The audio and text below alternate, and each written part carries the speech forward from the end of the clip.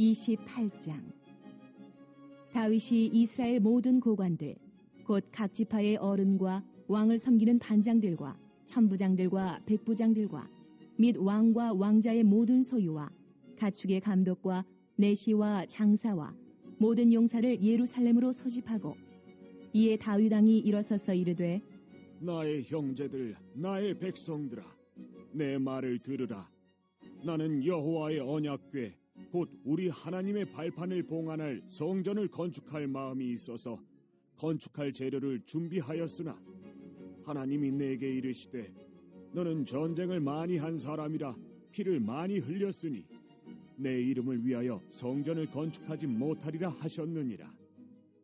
그러나 이스라엘 하나님 여호와께서 전에 나를 내 부친의 온 집에서 택하여 영원히 이스라엘 왕이 되게 하셨나니 곧 하나님이 유다 지파를 택하사 머리를 삼으시고 유다의 가문에서 내 부친의 집을 택하시고 내 부친의 아들들 중에서 나를 기뻐하사 온 이스라엘의 왕을 삼으셨느니라. 여호와께서 내게 여러 아들을 주시고 그 모든 아들 중에서 내 아들 솔로몬을 택하사 여호와의 나라 왕위에 앉혀 이스라엘을 다스리게 하려 하실세. 내게 이르시기를 내 아들 솔로몬 그가 내 성전을 건축하고 내 여러 뜰을 만들리니 이는 내가 그를 택하여 내 아들로 삼고 나는 그의 아버지가 될 것임이라. 그가 만일 나의 계명과 법도를 힘써 준행하기를 오늘과 같이 하면 내가 그의 나라를 영원히 견고하게 하리라 하셨느니라. 이제 너희는 온 이스라엘 곧 여호와의 회중이 보는 데에서와 우리 하나님이 들으시는 데에서 너희 하나님 여호와의 모든 계명을 구하여 지키기로 하라.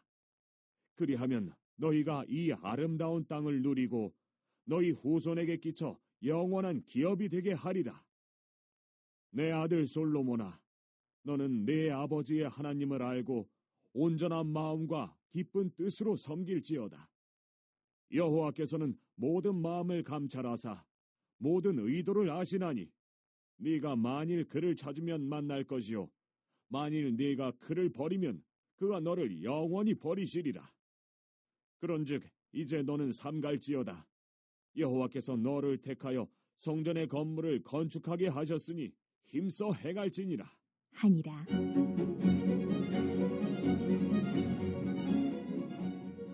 다윗이 성전의 복도와 그 집들과 그 곡관과 다락과 골방과 속죄소의 설계도를 그의 아들 솔로몬에게 주고 또 그가 영감으로 받은 모든 것 곧 여호와의 성전의 뜰과 사면의 모든 방과 하나님의 성전 곡간과 성물 곡간의 설계도를 주고 또 제사장과 레위 사람의 반열과 여호와의 성전에서 섬기는 모든 일과 여호와의 성전을 섬기는 데에 쓰는 모든 그릇의 양식을 설명하고 또 모든 섬기는 데에 쓰는 금기구를 만들 금의 무게와 모든 섬기는 데에 쓰는 은기구를 만들 은의 무게를 정하고 또 금 등잔대들과 그 등잔 곧 각 등잔대와 그 등잔을 만들 금의 무게와 은 등잔대와 그 등잔을 만들 은의 무게를 각기 그 기구에 알맞게 하고 또 진설병에 각 상을 만들 금의 무게를 정하고 은상을 만들 은도 그렇게 하고 갈고리와 대접과 종지를 만들 순금과 금잔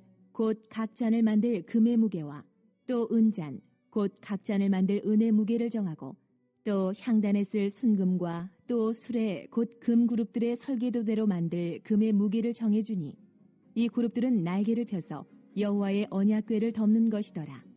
다윗이 이르되 여호와의 손이 내게 임하여 이 모든 일의 설계를 그려 나에게 알려주셨느니라. 또 그의 아들 솔로몬에게 이르되 너는 강하고 담대하게 이 일을 행하라. 두려워하지 말며 놀라지 말라. 네가 여호와의 성전 공사의 모든 일을 마치기까지 여호와 하나님 나의 하나님이 너와 함께 계시사 네게서 떠나지 아니하시고 너를 버리지 아니하시리라. 제사장과 레위 사람의 반이 있으니 하나님의 성전의 모든 공사를 도울 것이요 또 모든 공사에 유능한 기술자가 기쁜 마음으로 너와 함께 할 것이요 또 모든 지휘관과 백성이 온전히 내 명령 아래에 있으리라. 네, 오늘 역대상 28장 말씀인데요. 27장 같은 경우는 다윗 왕국의 이제 군사와 행정 시스템에 대해서 쭉 이야기를 했고요. 28장은 이제 이 모든 것들이 끝나고 이제 유언 비슷하게 그 사람들 모으고 자기 아들에게 또 남기는 그런 다윗의 마지막 당부와 그 말들이 다 이렇게 볼 수가 있습니다. 그런데 유언 비슷한 말씀이긴 한데 한 가지 당부를 합니다. 하나님의 성전, 이 성전을 어떻게 지어야 될 것인가, 자, 이런 거에 대한 구체적인 설계도까지 쭉 나오고 있습니다. 자, 먼저 1절 말씀부터 한번 읽어볼까요? 1절 시작. 다윗이 이스라엘 모든 고관들 곧 각 지파의 어른과 왕을 섬기는 반장들과 천부장들과 백부장들과 및 왕과 왕자의 모든 소유와 가축의 감독과 내시와 장사와 모든 용사를 예루살렘으로 소집하고 이스라엘에 있는 모든 지도층을 다 불렀습니다. 한 사람도 그 지도층에 있는 사람들은 그냥 다 싹 다 불렀어요. 그래서 뭐 지파의 대표들뿐만이 아니고 반장들, 천부장, 백부장들 다 이렇게 녹봉을 먹고 있는 지도자들을 다 불러놓고 그리고 이제 어떤 이야기를 하냐면 성전 건축에 관한 그런 이야기를 하는 것이죠. 우리 2절, 3절 한번 읽어보겠습니다. 2절, 3절 시작.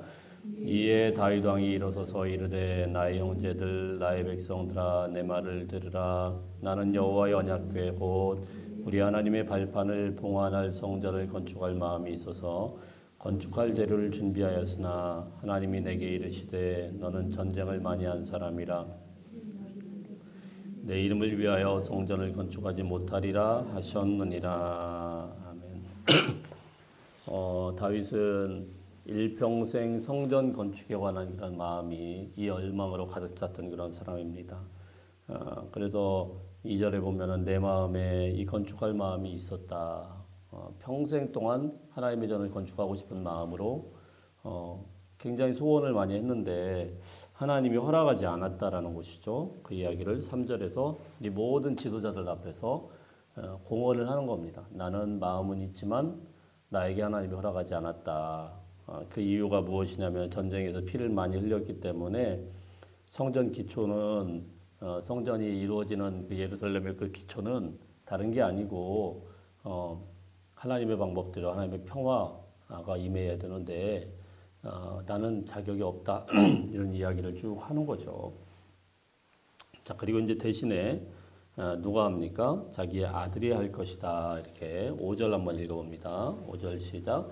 여호와께서 내게 여러 아들을 주시고 그 모든 아들 중에서 내 아들 솔로몬을 택하사 여호와의 나라의 왕위에 앉혀 이스라엘을 다스리게 하려 하실세.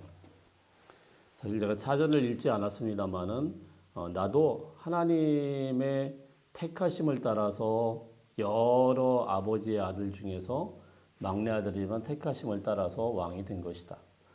이제 하나님께서 나에게 여러 아들이 있는데 그들 중에 특별히 솔로몬을 택하셔서 그를 왕으로 삼으셨다. 자, 이것을 이스라엘의 온 지도자들 앞에서 공포를 한 거죠. 자, 우리 6절, 7절 한번 읽어보겠습니다. 6절, 7절 시작. 내게 이르시기를 내 아들 솔로몬 그가 내 성전을 건축하고 내 여러 뜰을 만들리니 이는 내가 그를 택하여 내 아들로 삼고 나는 그의 아버지가 될 것임이라. 그가 만일 나의 계명과 법도를 힘써 준행하기를 오늘과 같이 하면 내가 그의 나라를 영원히 견고하게 하리라 하셨느니라.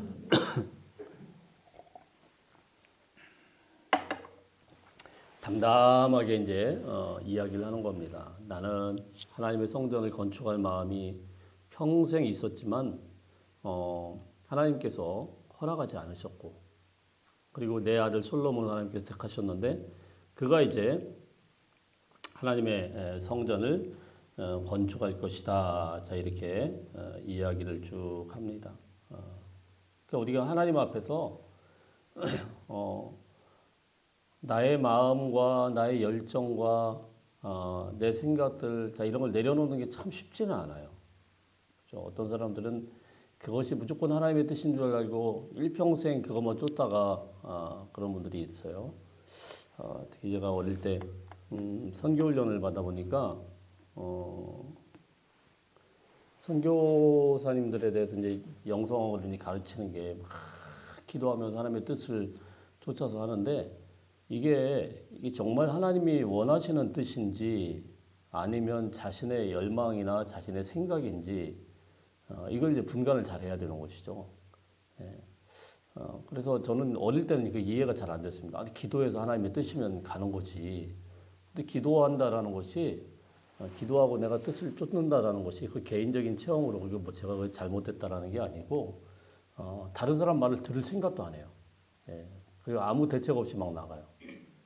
그렇게 해서 이곳저곳에 선교사로 막 평신도 선교사로 혹시 평신도 선교사로 하신 뭐 누가 있어서 그분들이 잘못했다라는 게 아니고 그렇게 나가가지고 좌충우돌하다가 한 10년쯤 있다 다시 한국으로 돌아와요. 이 길이 아닌가 봐 이러고 돌아와요. 그런 분들 저는 굉장히 많이 봤습니다.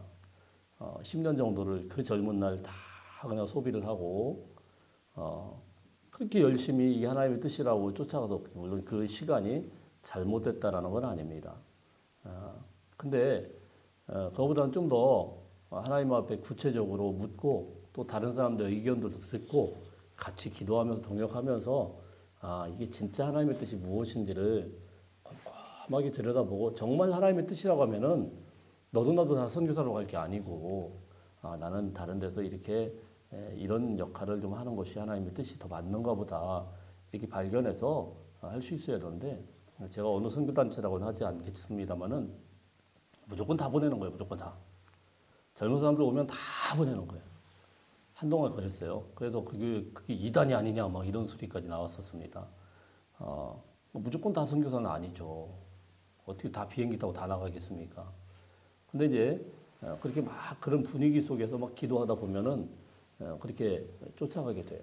너도 나도 다 그렇게 나가야 되겠다. 다윗은요, 자신이 일평생 성전 건축에 대한 열망이 있었지만 하나님의 뜻이 아니라는 것을 알고 과감히 내려놓았어요. 이것도 대단한 용기입니다. 우리가 내 열망과 내 생각과 또 하나님이 원하시는 하나님의 진짜 뜻이 무엇인지를 잘 분별할 수 있는 은혜가 있기를 바랍니다. 예.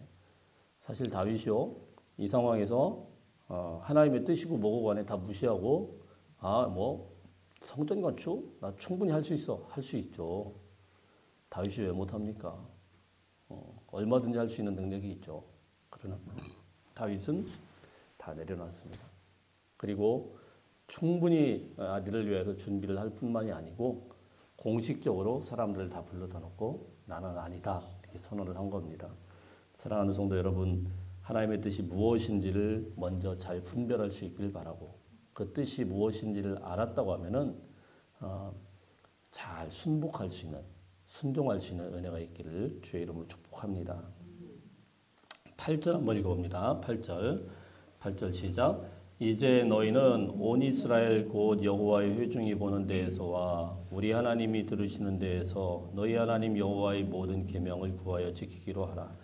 그리하면 너희가 이 아름다운 땅을 누리고 너희 후손에게 끼쳐 영원한 기업이 되게 하리라. 자, 이제 불러 모은 이 모든 이스라엘의 지도자들을 불러놓고요. 다윗이 이제 다짐을 받습니다. 야, 너희들 하나님의 계명을 잘 지키겠다고 여기서 약속해라. 왕이 이제 마지막 할 수 있는 그런 명령이죠. 그러면은 하나님이 이 땅에서 너희 후손들에게 기업으로 이 땅을 너에게 줄 것이다. 이런 말씀을 강하게 이야기합니다. 한마디로 다윗 왕이 자기 부하들 다 모아놓고 아주 단단한 다짐을 받는 거죠. 좋은 말 할 때 어떻게 하라고요? 하나님의 말씀 지켜. 안 그러면 너희들 다 죽어. 자, 이런 이제 다짐을 받고 있는 그런 내용이죠. 자, 그 다음에 이제 우리 9절, 10절 한번 읽어보겠습니다. 9절, 10절. 오늘 말씀의 가장 핵심이다라고 볼 수가 있는데요. 9절, 10절 시작. 내 아들 솔로몬아, 너는 내 아버지의 하나님을 알고 온전한 마음과 기쁜 뜻으로 섬길지어다. 여호와께서 모든 말씀을 감찰하사 모든 의도를 아시나니 내가 만일 그를 찾으면 만날 것이요 만일 내가 그를 버리면 그가 너를 영원히 버리시리라. 그런즉 이제 너는 삼갈지어다. 여호와께서 너를 택하여 성전의 건물을 건축하게 하셨으니 힘써 행할지니라 하니라. 아멘. 자, 그 전에 8절에서는 자기의 이제 부하들이죠. 그 사람들 모아놓고 하나님의 말씀 지켜야 된다. 안 지키면 너희들 다 죽는다. 이런 이야기를 했고, 이제 9절, 10절에서는 이제 자신의 뒤를 이을 솔로몬에게 이제 당부를 하는 거죠. 너도 내 말 똑바로 들어라. 이러면서 아버지로서 또 이스라엘의 왕으로서 이제 차기 집권을 해야 되는 솔로몬에게 당부를 하는 그런 내용 한 4가지 정도로 당부를 하는데요. 첫 번째는 9절 말씀에 보니까 내 아버지 하나님을 알고 이랬습니다. 하나님을 알아라. 그리고 또 뭡니까? 뒤에 온전한 마음과 깊은 뜻으로 섬길지어다. 하나님을 섬겨라. 그리고 뒤에 보면 내가 만일 그를 찾으면 만날 것이요 하나님을 찾아야 된다. 이런 이야기를 합니다. 10절 말씀에 마지막 당부는 성전의 건물을 건축하게 하셨으니 힘써 행할지니라. 이런 4가지 당부를 합니다. 하나님을 알아라. 하나님을 섬겨야 된다. 하나님을 찾아야 된다. 그리고 힘써 하나님의 성전을 건축해야 된다. 이 4가지 당부를 쭉 하고 있습니다. 그럼 다윗의 이 당부가 굉장히 중요한 거죠. 여러분, 우리는 하나님을 알아야 됩니다. 하나님께서 여러 선지자를 통해서 특별히 호세아 선지자를 통해서 뭐라고 얘기합니까? 이스라엘이 망하는 이유는 하나님을 아는 지식이 없어서 망한다고 그랬어요. 내 백성 이스라엘이 망한다. 하나님을 아는 지식이 없어서 망한다. 머리로 아는 지식이 아니고 이거는 하나님의 경험이 없는 거예요. 예. 하나님을 아는 만큼 우리가 하나님의 말씀을 순종할 수가 있는 거예요. 알지 못하면은 절대로 하나님의 뜻을 행할 수 없습니다. 먼저 우리가 하나님의 뜻을 잘 알아갈 수 있는 은혜가 있기를 축복합니다. 예. 그래서 우리가 하나님의 말씀을 죽으라고 봐야 되는 거예요. 진짜로 죽으라고. 예. 지난주 당회를 하는데 우리 장로님들이 그런 말씀을 하셔요. 이제 처음에는 몰랐는데 이제 어느 정도 제가 몇 년 정도 계속 말씀을 받지 않습니까? 자기도 모르게 이제 조금씩 이제 성경이 조금 보인다 이런 말씀을 하시더라고요. 다른 데서 승부를 볼 게 아니고 저는 그렇게 생각합니다. 일평생 우리가 이걸 몇 번을 읽을지 모르지만 계속 해야 되는 거예요. 제가 이렇게 한 장씩 강의를 한 게 거의 한 10년쯤 되거든요. 그러니까 사실 뭐 자랑이라고 할 것도 없는데 제 컴퓨터에는 창세기 1장부터 요한계시록까지 다 돼 있어요. 다 돼 있어요. 이미 다 이렇게 설교를 한 내용이기 때문에 뭐 길게 된 것도 있고 짧게 된 것도 있고 계속 보는 겁니다. 하나님을 알아야 그래야 하나님의 뜻을 우리가 알 수 있는 거 아니겠습니까? 하나님을 부지런히 알아갈 수 있는 은혜가 있기를 주의 이름으로 축복합니다. 예. 자, 그 다음에 2번째는 무엇입니까? 하나님을 섬겨야 된다. 이렇게 말씀을 합니다. 온전한 마음과 깊은 뜻으로 섬길지어다. 이 섬김이라는 것은 무엇입니까? 섬김이라는 것은 뭐 그냥 쉽게 생각해서 예배예요, 예배. 하나님을 예배하는 거. 하나님을 온전히 예배할 줄 알아야 된다. 예배라는 것은 어떤 시스템, 어떤 시간에서만 중요한 게 아니고 모든 삶을 통하여서 하나님 앞에 기쁨으로 올려드리는 그런 섬김이 있어야 된다는 겁니다. 서비스라고 하지 않습니까? 하나님께 대한 의무가 아닌 자발적인 어떤 봉사. 하나님께 자발적으로 내가 드려지는 나는 제물이다. 이렇게 생각하는 거. 예배라는 것은 우리는 흔히 예배라는 것을요, 내가 예배를 통해서 뭘 얻을 걸 생각을 합니다. 그래서 예배 시간에 와가지고 자꾸 저 설교 뭐라고 하나, 저 차장이 오늘 은혜스러운가, 이런 것만 관찰하는 분들이 있어요. 그걸 왜 우리가 관찰을 해요? 예배 시간이 그런 시간이 아니에요. 예배는 내가 드려지는 시간이에요. 그걸 거꾸로 생각하면 안 됩니다. 예배라는 것은 내가 하나님 앞에 제물로 드려지는 시간이지 판단하고 관찰하는 시간이 아닙니다.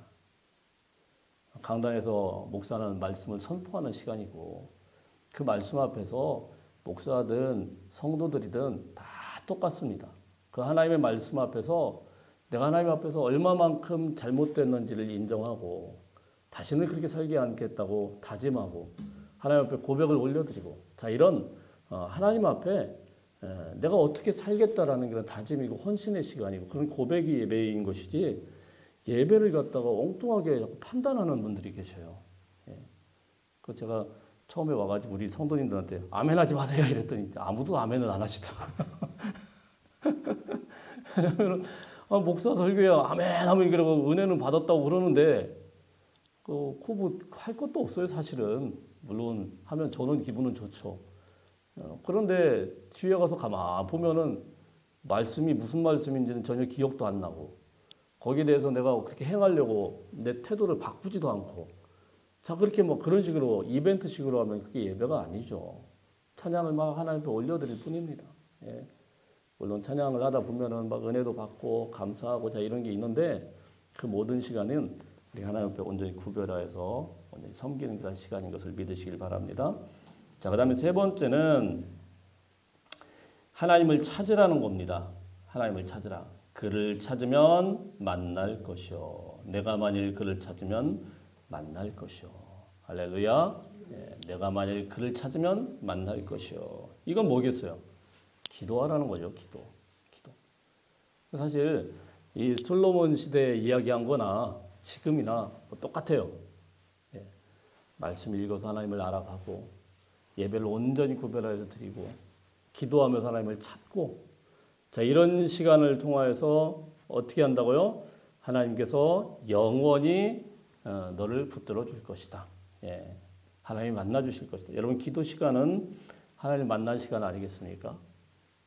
하나님을 간절히 찾는 사람은 하나님을 만나 주시는 것을 믿으시길 바랍니다. 간절한 마음으로 우리가 주님을 찾아서 정말 하나님의 도구로 쓰임 받는 귀한 성도님들 되시길 바랍니다. 예, 그래서 아직 제가 내년에 표어를 아직 발표는 안 했는데 내년의 표어는 우리가 하나님 앞에서 열심히 부르짖어야 될 그런 표어예요. 하나님이 하실 일을 우리가 기대하십시다 이런 건데 하나님이 하신 일들을 우리가 어떻게 기대하고 어떻게 바라봅니까? 어떻게 하나님의 일을 우리가 목도하고 할 수 있습니까? 이건 부르짖어 기도한 것밖에 없어요. 저도 그렇게 다짐을 합니다. 내년에는 정말 부르짖어 기도해야 되겠구나. 내가 하는 것이 아니고 우리가 하는 것이 아니고 하나님이 하시는 그 일들을 우리 인생에 정말 목도하고 바라볼 수 있는 그런 한 해가 되길 바라는다. 이런 마음으로 같이 합니다. 자, 그 다음에 마지막은 무엇입니까? 10절에 보면 성전의 건물을 건축하게 하셨으니 힘써 행하라. 성전 건축하라는 거죠. 자, 이 모든 것들이 이 세 가지가 하나님을 찾고 하나님을 알고 하나님을 섬기고 자, 이 모든 것들이 어디에서 이루어집니까? 성전에서 이루어지겠죠. 하나님의 성전, 이 성전 건축을 힘써 행하라, 힘쓰라라고 당부를 한 겁니다. 다윗은 이 성전이라는 것을 굉장히 특별한 말로 표현을 하고 있는데 2절 말씀에 보면 2절 말씀을 보면 이렇게 되어 있습니다. 곧 우리 하나님의 발판을 봉안할 성전을 이렇게 합니다. 발판을 봉안할 성전을. 이게 사실 법궤를 이야기하는 거거든요. 하나님의 법궤를 발판이라고 이야기를 했는데 그 하나님의 발판, 화려하고 화려한 이렇게 어마어마한 그런 성전을 지어 올리긴 하지만 솔로몬 성전이 우리가 보진 못했지만 성경으로만 읽어봐도 이게 가치로만 쳐도 이게 어마어마하지 않겠습니까? 거기에 쏟아부은 금과 거기에 쏟아부은 백향목 엄청난 재료로 진짜 화려하게 지어 놓았지만 이 모든 것들은 하나님의 뭐라고요? 발판일 뿐이라는 거, 발판이에요. 이게 전부가 아니다. 그걸 무슨 인간의 어떤 대단한 그런 위대한 것을 한 게 아니고 하나님의 발등상 앞에 엎드리는 거예요. 그래서 우리 시편 말씀들 보면 이렇게 이야기하죠. 하나님의 발등상이라고 이야기하지 않습니까? 성전에서 우리가 드려지는 그 모든 예배와 성전에서 구별하여 드리는 그런 하나님을 향한 그런 찾는 기도와 또 말씀과 이 모든 것들은 다만 하나님의 발등상 앞에 엎드린 것이다. 오늘 우리가 인간이 아무리 위대한 것들을 아무리 대단한 것들을 행한다고 할지라도 하나님의 발등상을 볼 뿐입니다. 우리가 주님 앞에 엎드리고 주의 그 발 앞에 엎드려서 오늘도 부르짖고 기도하여서 하나님 앞에서 응답받는 저와 여러분의 인생들 되시기를 주의 이름으로 축복합니다. 기도하겠습니다.